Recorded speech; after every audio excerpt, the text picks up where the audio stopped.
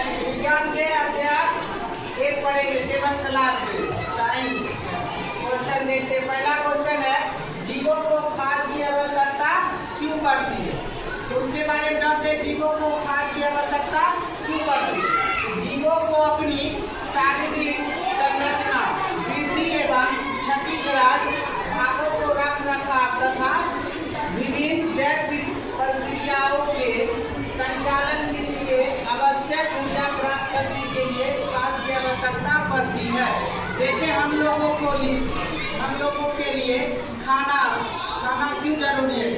खाते हैं जैसे फल फ्रूट खाते हैं, दूध दही खाते हैं, किस लिए खाते हैं, शरीर में प्रोटीन हो, विटामिन हो, तब तो आज छोटे से हम लोग बड़े हो गए, हट्टा कट्टा हो गए।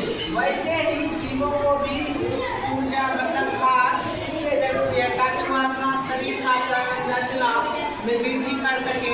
मतलब जो क्षतिग्रस्त हो चुका है उसको फिर से क्या कर सके, कर सके, मतलब उसका निवारण कर सके।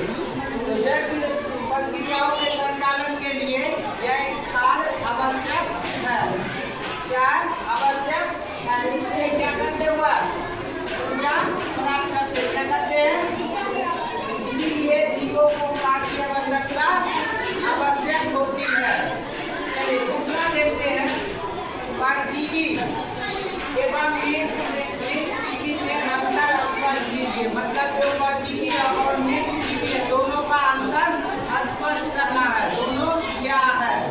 तो हम पहले परजीवी देखते हैं। तो परजीवी जो है अपना पोषण किसी जीवित पौधे से लेते हैं, किसी जीवित पौधे से, जो पौधे जिंदा है, जो सांस ले सकते हैं। वो एग्जाम्पल में जैसे ले लीजिए अमरबेल, क्या है अमरबेल, वह क्या करते हैं जीवित पौधों से क्या करते हैं पोषण देते हैं। आप पेड़ पर देखे होंगे, पेड़ पर बड़ा सा लच्छेदार पौधा रहता है, क्या वह क्या अमरबेल है, क्या अमरबेल है। मृतजीवी पे समझते मृतजीवी क्या है। मृतजीवी अपना पोषण मृत जीवों के शरीर तथा सड़े गले पदार्थों से लेते हैं, जैसे म्यूकर, कीट, कबाब इत्यादि। तो वह मृत जो है वो कहाँ से लेते हैं, पोषण कहाँ से लेते हैं, शरीर के सड़े गले पदार्थों से, जैसे म्यूकर, कीट हो गया। आप लोग देखे होंगे कि रोटी मतलब वर्षा के दिन में उसके ऊपर कम लग जाता है, लगता है ना, बीच काला, वह क्या हो गया, कबाब हो गया। क्या हो गया, तो दोनों क्वेश्चन आप लोग समझ गए।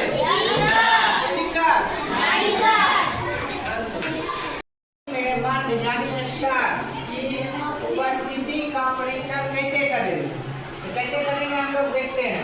तो हम पत्ती पर क्या करेंगे, आयोडीन विलियम की कुछ बूंदे, ठीक है, हम आयोडीन विलियम की कुछ बूंदे क्या करेंगे, डालेंगे, जिसमें इसका रंग क्या होगा, नीला काला हो जाएगा, ठीक है। और यह नीला काला रंग पत्ती में मंड की आवश्यकता यानी स्टार्च की आवश्यकता को क्या करता है, दर्शाता है, क्या करता है, दर्शाता है। अगला क्वेश्चन 4 नंबर इस बोर्ड पर नहीं अटता, इसीलिए 5वां हटा गया। अगला 4 नंबर का फिर दिखाते हैं, ठीक है।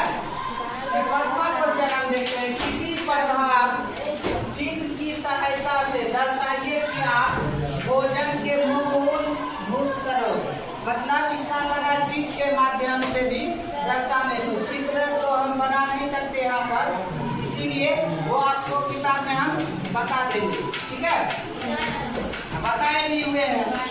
तो फिर से एक बार आप लोग को बताएंगे। आंसर जानते हैं इसका, कहता है सभी जीव भोजन के लिए सीधे या परोक्ष रूप से किस पे निर्भर है, पादपों पर। किस पे निर्भर है, ठीक है, सीधे रूप से हो या परोक्ष रूप से हो, वह किस पे निर्भर है, पादप पे, ठीक है। जैसा कि विभिन्न प्रभाव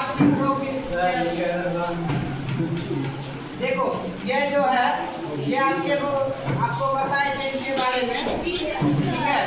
इसको ध्यान से देखिएगा और रिवाइज करिएगा तो ऑटोमेटिक याद हो जाएगा, ठीक है।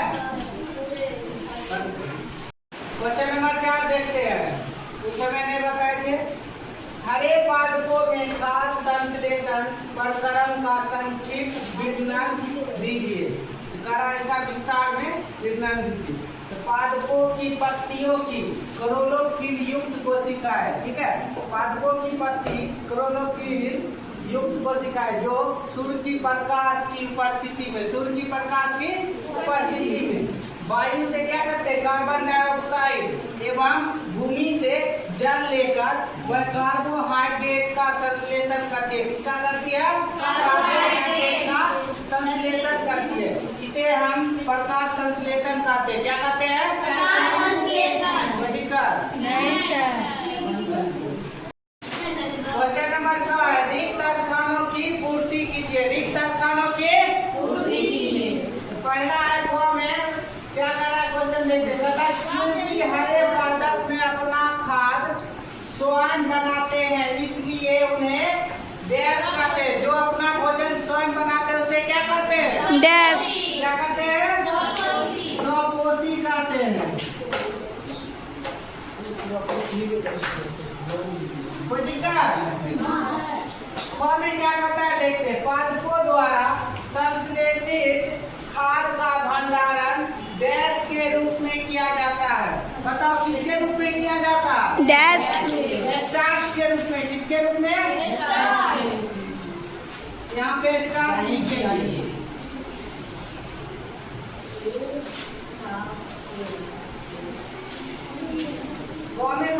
प्रकाश संश्लेषण के प्रक्रम में जिस वर्णक द्वारा सौर ऊर्जा संग्रहित की जाती है उसे डैश कहते हैं। उसे क्या कहते हैं? डैश। उसे क्लोरोफिल कहते हैं। क्या कहते हैं? क्लोरोफिल। यहाँ पे क्या होगा? क्लोरोफिल।